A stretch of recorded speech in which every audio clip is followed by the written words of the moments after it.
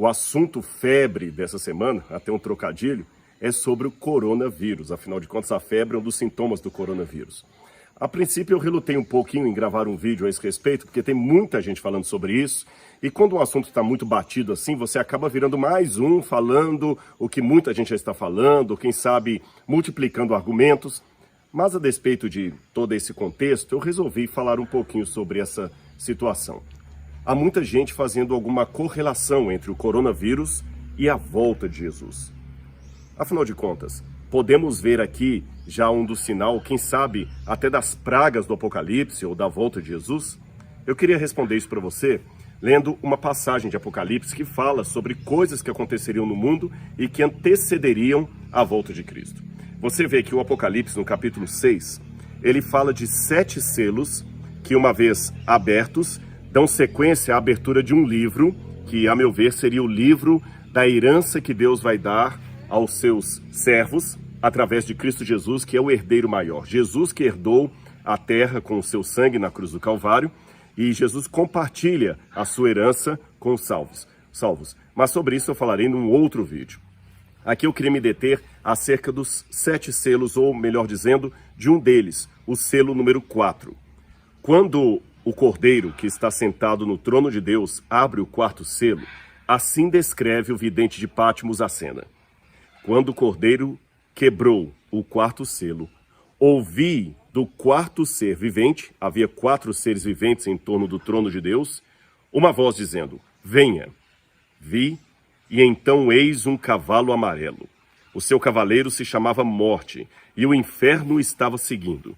Ele foi dado autoridade sobre a 4ª parte da terra para matar a espada, pela fome, com a mortandade e por meio dos animais selvagens da terra.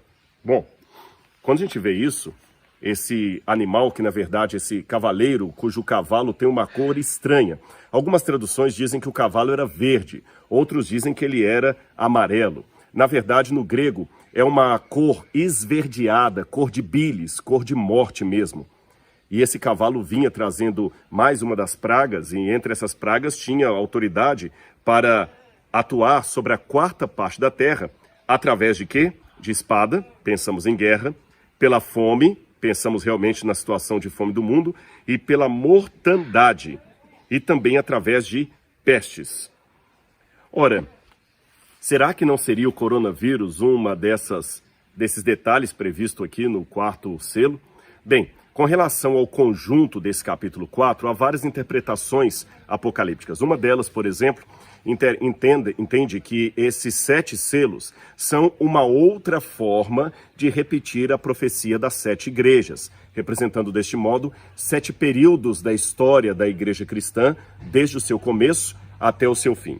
As 7 igrejas do Apocalipse representariam 7 fases da história da igreja, e os 7 selos repetiriam mais ou menos estas fases.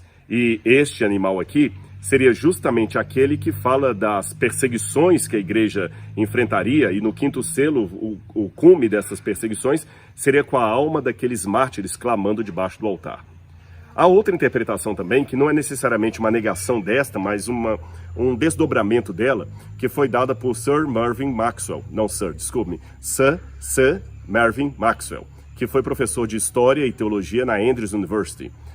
O professor Maxwell dizia que, curiosamente, os primeiros selos aqui parecem apontar para sinais da volta de Jesus, que são descritos em Mateus capítulo 24. Por exemplo, quando você vê um dos selos, fala no 5º selo, por exemplo, não apenas os 4, estou falando do 5º agora, fala dos que morreram por causa do testemunho que deram, e lá em Mateus 24 fala da perseguição que antecederia a volta de Jesus. E quando você vai no 6º selo, diz que o Cordeiro quebrou o 6º selo e houve terremoto, o sol tornou-se negro como saco de crina, a lua ficou toda vermelha como sangue, ou seja, sinais da volta de Jesus citados em Mateus capítulo 24. Então, Sir Mervyn Maxwell interpreta que esta nova sequência da história da igreja cristã aponta para os sinais da volta de Cristo, que aconteceriam não apenas no fim, mas ao longo da história. Bom, e o coronavírus? Ele não aconteceu ao longo da história, é uma coisa que está acontecendo agora, e eu emplaco aqui uma outra pergunta. Algumas pessoas de mentalidade apocalíptica ficam realmente sempre vendo em qualquer guerra, em qualquer crise ecológica, em qualquer problema, um sinal de que o fim chegou, agora é o tempo do fim, agora o mundo vai acabar. Há provisões a lá Nostradamus, que agora é no ano 2000, é no ano 2020. E então, o que nós podemos dizer de tudo isso? Amigos, me chama a atenção que na Bíblia há dois extremos contra os quais a palavra de Deus faz a sua advertência. Um extremo é daquelas pessoas que ficam procurando sempre, em cada página do jornal, uma indicação de que Jesus voltará no ano seguinte.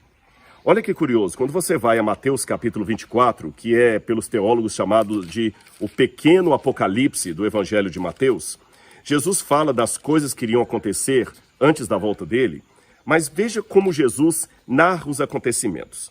Ele diz assim, capítulo 24 de Mateus, vamos ler aqui o versículo 4. Os discípulos haviam perguntado a Jesus que sinal haveria da vinda dele e dos acontecimentos finais do mundo, principalmente aqueles que ele descrevia da destruição de Jerusalém. Jesus respondeu dizendo assim, tenham cuidado que ninguém os engane. A primeira advertência de Jesus, cuidado para vocês não serem enganados. Então, porque haveria enganos. E ele diz, virão muitos em meu nome dizendo, eu sou Cristo, e enganarão a muitos. Vocês ouvirão falar de guerras e rumores de guerras. Fiquem atentos, mas não se assustem, porque é necessário que isso aconteça, mas ainda não é o fim.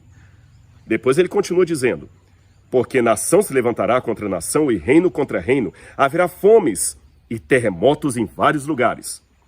Porém, todas essas coisas são o princípio das dores. Então Jesus deixou claro que fome tem no mundo desde que o pecado começou. Guerras tem no mundo desde que o pecado começou. Todas essas coisas existem no mundo há muito tempo. Então nós não devemos ficar agora, qualquer guerra, puxa, é o fim, vai ser ano que vem. Ah, teve um terremoto lá no Japão, puxa, é o fim, vai ser ano que vem. Não. É necessário que essas coisas haveriam de acontecer, mas ainda não é o fim. É o princípio das dores, perceberam?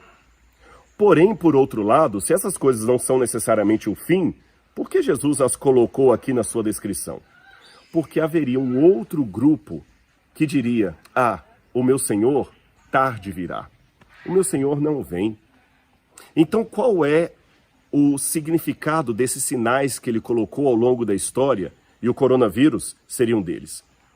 O significado é o seguinte, Jesus em breve voltará. Mas quando será esse breve? A iminência da profecia não é necessariamente cronológica, mas é de importância. Seria mais ou menos assim. Imagine que você tem uma pedra e aqui uma outra pedra, e o geólogo fala assim, puxa vida, cuidado que essa pedra está prestes a cair. A qualquer momento essa rocha poderá desmoronar e matar todo mundo que está aqui embaixo. E o próprio geólogo diz, mas essa pedra pode ficar 200 anos sem acontecer nada, ou ela pode cair a qualquer momento. Se você for sensato, você não construirá a sua casa aqui embaixo. Porque pode ser que nada aconteça nos próximos 200 anos, ou pode ser que a pedra caia em 2 dias. Na dúvida, não ultrapasse. Então esses sinais estão dizendo que a qualquer momento o Senhor pode voltar, ou pode ser que demore um pouco de tempo. De qualquer maneira, devemos ficar alerta. Devemos ficar sempre atentos para tudo o que está acontecendo. Porque haverá 2 classes de pessoas entre os perdidos. Aqueles precipitados apocalípticos que ficam sensacionalizando, permitam-me esse neologismo, sensacionalizando cada evento, colocando um carimbo apocalíptico em cada papa que levanta, em cada presidente que surge nos Estados Unidos, em cada ditador que surge no Oriente Médio. E existe, no outro extremo, uma outra classe também equivocada, daqueles que, isso não é nada, Jesus não vai voltar, tão cedo pelo menos não, na minha geração não. E quando o Senhor vier, essas 2 classes vão ser desastrosamente surpreendidas. A primeira, porque não deu atenção aos sinais dos tempos e não se preparou para a volta de Cristo. E a segunda, porque ficou acomodada demais e, novamente, não deu atenção. Ou melhor dizendo, que eu acabei me confundindo aqui. A primeira classe daqueles apocalípticos, porque ficaram presos demais a eventos locais e acabaram seguindo atrás de falsos cristos. E a segunda classe, dos acomodados, que acabaram não se preocupando com isso. Aliás, chama minha atenção que na volta de Jesus, nem todo mundo vai reagir da mesma maneira, não. O livro do Apocalipse, já que eu mencionei os selos, diz que alguns vão pedir às pedras que caiam sobre eles e os livre da presença do dia da vinda do Cordeiro. Mas também é mencionado em Mateus capítulo 25 que alguns chegarão para Cristo na volta dele e falarão: mas Senhor, em teu nome eu expulsei demônios, eu fiz curas. Note, duas classes de perdidos, cada uma com uma reação diferente. Uns desesperados pedindo às pedras que caiam sobre eles. Outros até arrogantemente levantando o dedo para o céu e falando: mas eu curei em teu nome, eu fiz curas. E Jesus falará: apartai-vos de mim, malditos, eu não vos conheço.